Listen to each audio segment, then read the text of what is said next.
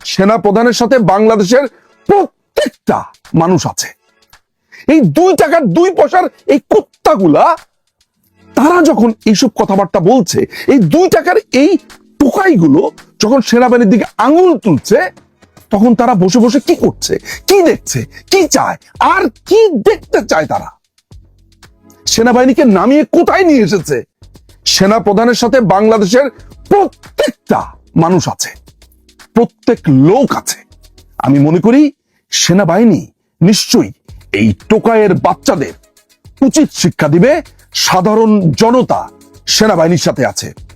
এই সেনাবাহিনীকে প্রশ্নবিদ্ধ করতে চাইছে, ক্রমাগতভাবে সেনাবাহিনীকে নানান ট্যাগে আপনার রূপান্তর করছে, নানানভাবে তাদেরকে বলছে।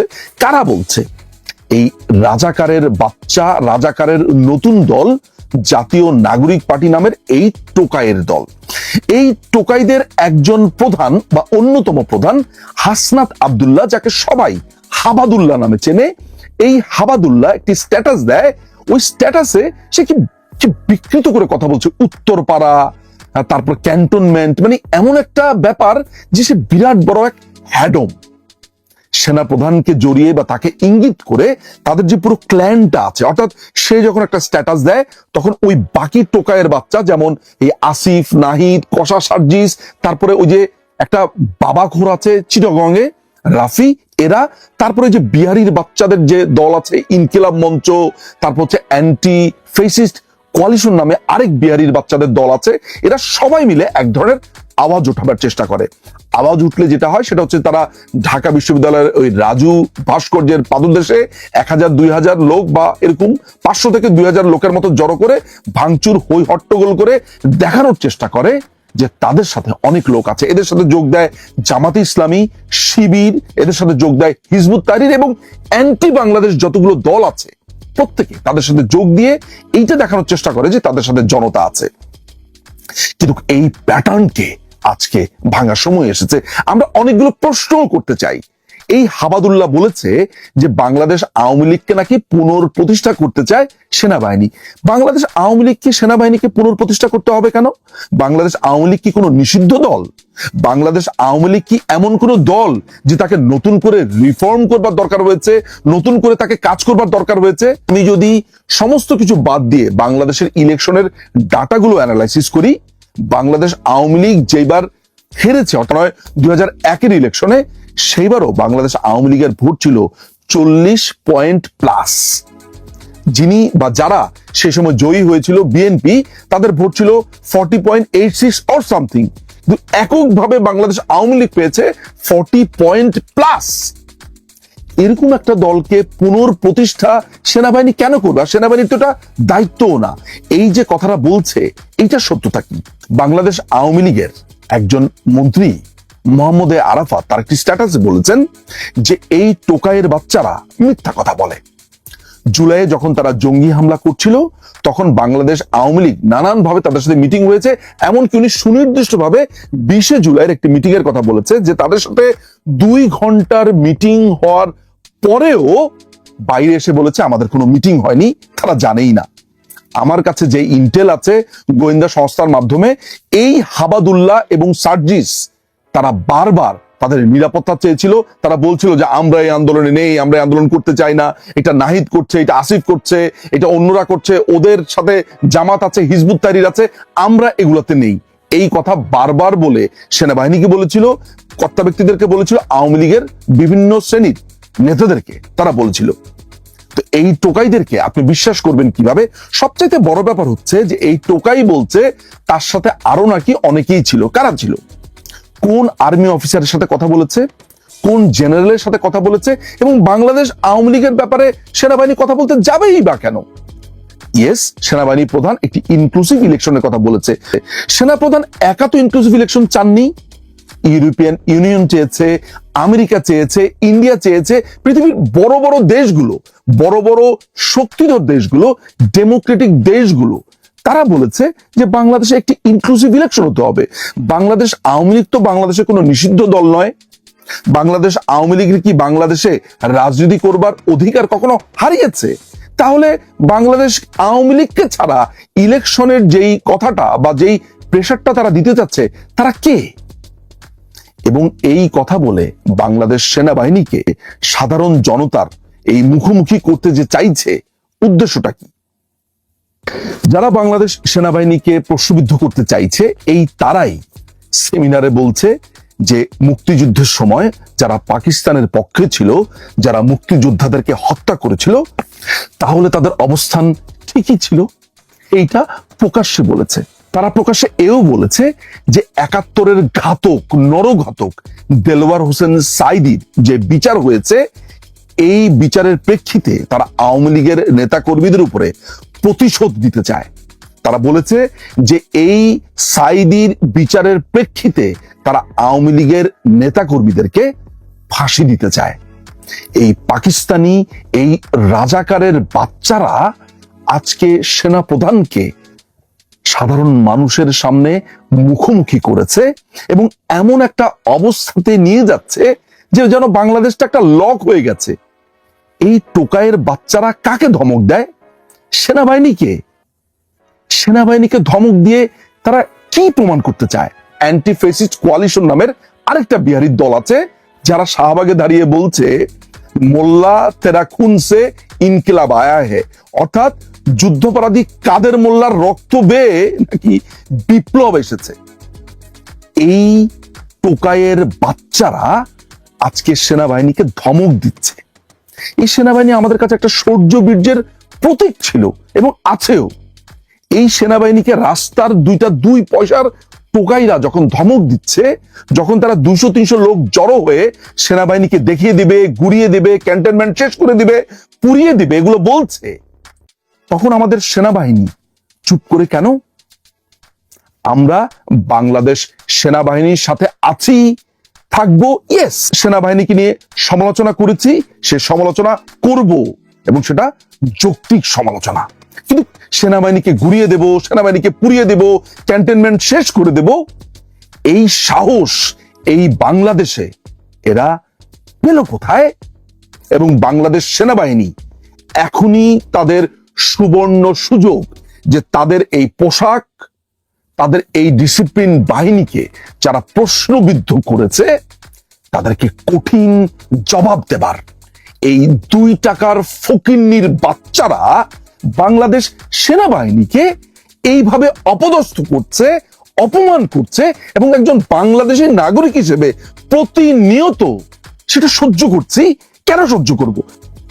বাংলাদেশ সেনাবাহিনীর কোনো জেনারেল নাই, বাংলাদেশ সেনাবাহিনীর major, colonel, junior officer, senior officer, তারা এগুলো দেখে না? আমি বুঝি না, তাদের খারাপ লাগে না? আমি যদি একজন সাধারণ নাগরিক হিসেবে আমার এত খারাপ লাগতে থাকে, আমার ভেতরটা জ্বলে পড়ে যেতে থাকে, তাহলে সেনাবাহিনী খারাপ লাগে না? তাদের তো পোশাক, তারা তো চাকরি করছে। এই ২ টাকার ২ পয়সার এই কুত্তাগুলা তারা যখন এইসব কথাবার্তা বলছে, এই ২ টাকার এই টোকাইগুলো যখন সেনাবাহিনীর দিকে আঙুল তুলছে, তখন তারা বসে বসে কি করছে, কি দেখছে, কি চায়, আর কি দেখতে চায়? তারা সেনাবাহিনীকে নামিয়ে কোথায় নিয়ে এসেছে? সেনা প্রধানের সাথে বাংলাদেশের প্রত্যেকটা মানুষ আছে, প্রত্যেক লোক আছে। আমি মনে করি সেনাবাহিনী নিশ্চয়ই এই টোকাইয়ের বাচ্চাদের উচিত শিক্ষা দিবে। সাধারণ জনতা সেনাবাহিনীর সাথে আছে, সেনাবাহিনী সাধারণ জনতা ভাই ভাই। একটা অত্যন্ত জরুরি গুরুত্বপূর্ণ খবর কাছে এলো এই একটু আগে, এবং সেটা জানাবার জন্যেই এখনই আপনাদের সামনে এই ভিডিও, এই এপিসোডটি নিয়ে এলাম। যে জরুরি বার্তাটি পেলাম সেটা বাংলাদেশ বিষয়ে। যে সোর্স থেকে পেলাম খবরটি, তার ওপর আমার খুবই বিশ্বাস আছে। ইতিপূর্বে তিনি যেসব খবর দিয়েছেন তার কোনোটাই পুরোপুরি মিথ্যা হয়নি। পুরোপুরি কথাটা এজন্যই বলছি, হয়তো ১০০% সত্যি হয়নি, তবে ১০০ না হলেও ৫০, ৬০, ৭০, ৮০% তা সত্যি প্রমাণিত হয়েছে। অতি সম্প্রতি তুলসী গ্যাবার্ট, আমেরিকার যিনি DNI, director of national intelligence, Tulsi Gabbard গত সোমবার তিনি সন্ধ্যায় যে শেখ হাসিনার লুটিয়েন্সের, দিল্লির লুটিয়েন্সের বাংলো বাড়িতে তার সাথে দেখা করেছেন, অজিত ডোভালকে সঙ্গে নিয়ে গেছেন এবং মোটামুটি আলোচনার একটা লাইন আপনাদেরকে দিয়েছিলাম কি আলোচনা তারা করেছেন সেখানে। সেই যে খবরটি আপনারা একবারে টাইম শিডিউল মিলিয়ে দেখবেন, এই খবরটি ভারতে, বাংলাদেশে তো বটেই, ভারতেও এই খবরটি প্রথম আমি আমার ক্যালকাটা ডায়ালগস চ্যানেল থেকে প্রথম প্রচারিত করেছিলাম। আজ কিছুক্ষণ আগে পাওয়া যে খবরটি আপনাদের সঙ্গে শেয়ার করতে যাচ্ছি, সেই স্কোপ নিউজটি একটু আগে পাঠিয়েছেন যিনি আমাকে তুলসী গ্যাবার্ট এবং শেখ হাসিনার সেই মিটিংয়ের ব্যাপারে, বৈঠকের ব্যাপারে যিনি আমাকে প্রথম জানান, তিনিই পাঠিয়েছেন খবরটি।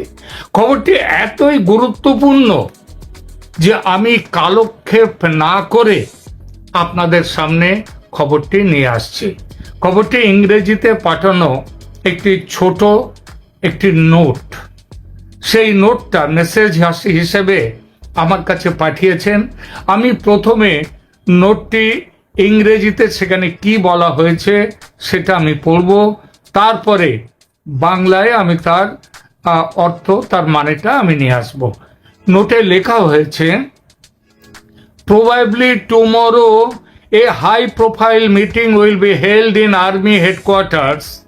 All the senior generals, all GOC will take part in the meeting. CAS will have consent from all the respective commanders to fix the role of army to negotiate the blame imposed by Hasnat Abdullah and other leaders of the National Citizens Party on army interfering with the political atmosphere. They will probably decide whether the army will go for all-out actions to neutralize the interim government and declare emergency. Meaning the army will be in power or not. Tomorrow will be a very crucial day for Bangladesh.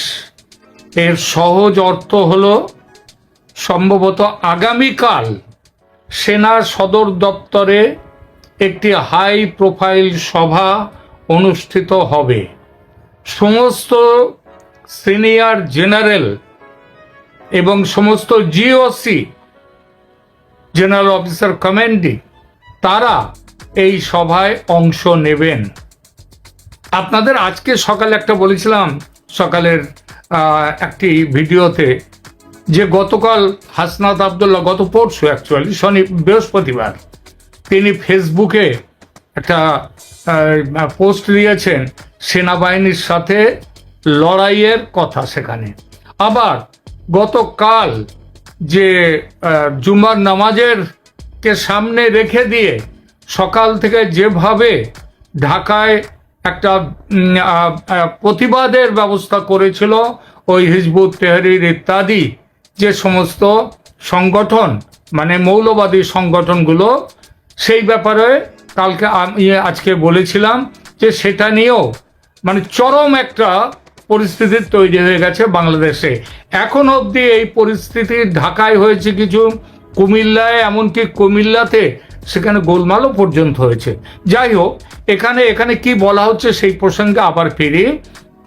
তারা বলেছেন হাসনাত আবদুল্লাহ, আমার এই যে আমি মেসেজটা পেয়েছি সেই মেসেজে লেখা রয়েছে যে হাসনাত আবদুল্লাহ এবং ন্যাশনাল সিটিজেন্স পার্টির অন্যান্য নেতারা সেনাবাহিনীর ওপর রাজনৈতিক পরিবেশে, মানে এই সরকারের ওপরে হস্তক্ষেপের অভিযোগ করেছেন এবং এই হস্তক্ষেপ যে অভিযোগ, সেই পরিপ্রেক্ষিতে সেনাবাহিনীর ভূমিকা কি হবে সেইটা আলোচনার জন্য CAS